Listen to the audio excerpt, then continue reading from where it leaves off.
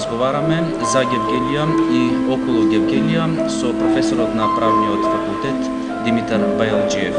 Посебна чест и задоволство ми причинува денес да ја отворам токму темата за некогашна Гевгелија, професоре, затоа што гевгеличани ве познаваат како гевгеличанец најверојатно, како човек кој што и своето школство го помина во Гевгелија, меѓутоа и човек кој што многу често навратува во Гевгелија. Јас се надевам, иако не би требало ова да го кажам, меѓутоа најверојатно и пензионерските денови ќе си ги помине во Гевгелија. Добро вечер и добро дојдовте во емисијата од станица до граница.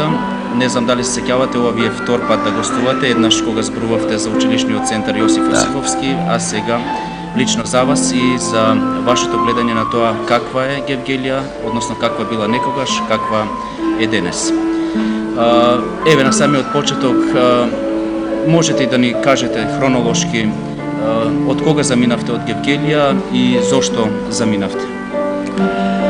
Па, најпрво добро вечер и подобро ве најдов. Благодарам многу за поканата. Овие покани се ретки и човек од се срце ги прифаќа, особено кога станува збор за Гевгелија, гевгеличани, за вториот мој роден крај.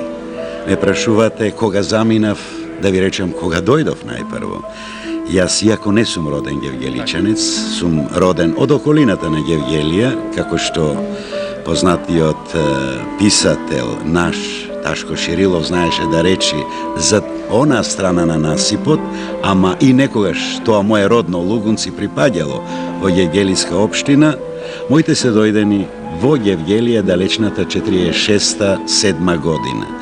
Одисејата, како и на сите егејци, е голема, замина во Војводина, на маđарската граница до село Гаково и некаде на моја 7-годишна возраст, оттаму сме вратени во Гевгелија и прво оделение јас го имам завршено таму, во Гаково до Сомбор, а во Гевгелија, во мојот втор роден град, сум од 51-та година.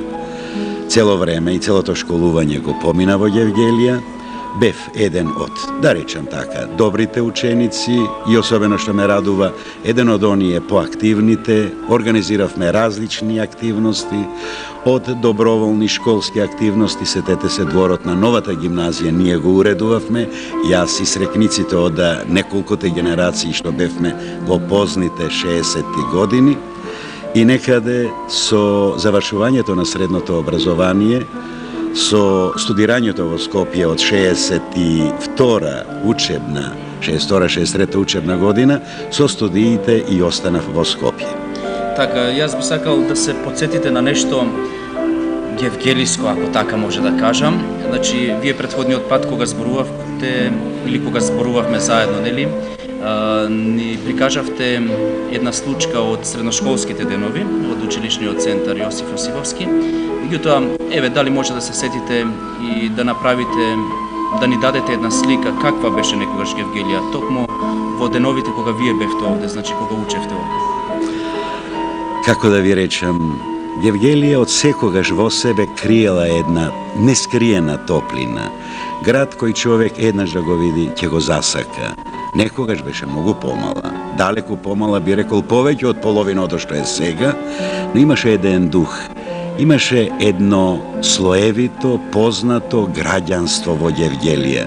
Да не ги набројам семејствата, тие се знаат, тоа се многу познати Карајанови, Старделови, Гошеви, Јанчеви, луѓе кои од колено на колено генерациите растеа во Гевгелија. И денеска бројни нивни објекти си постојат во Гевгелија. Гевгелија беше град тогаш кога ќе дојдеше некој одстрана во нашите школски клупи, се обидуваше со две досетки на нашиот локален, да речам, дијалект, да не подсети меѓу кои беше едната Гевгелија од станица до граница, една улица, Гевгелија рамна Кутитипси е една улица од станица до граница, но таа е веќе битно изменета. Во таа Гевгелија имаше мали качиња, како што и стари скопјани жалат за разрушеното старо Скопје, им недостасува. Мене лично често ми недостасуваат оние мали, убави куќарчиња во стил ориентален, со покриени дворни фасади, со порти, со звончиња или желевчиња да се тропни на вратата, скоро ништо од тоа не останало.